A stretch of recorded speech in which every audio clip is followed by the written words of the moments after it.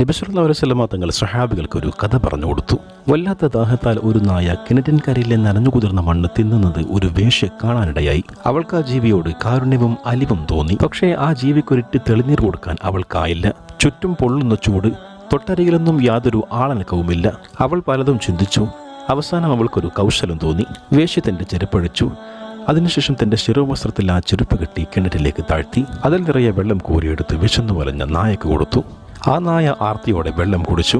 നായയുടെ ദാഹം മാറി. കഥ കേട്ടിരുന്ന സ്വഹാബികളോട് നബി സല്ലല്ലാഹു അലൈഹി വസല്ലം തങ്ങൾ അവസാനം പറഞ്ഞു, സ്വഹാബ, നിങ്ങൾ അറിയണം, നായയുടെ ദാഹം മാറ്റിയതിന്റെ കാരണം ആ വേശ്യയുടെ, ആ വ്യഭിചാരിയുടെ എല്ലാ പാപങ്ങളും അല്ലാഹു തആല പുറത്തു കൊടുത്തു. പ്രിയരെ, പാപം ചെയ്യാത്ത മനുഷ്യരില്ല.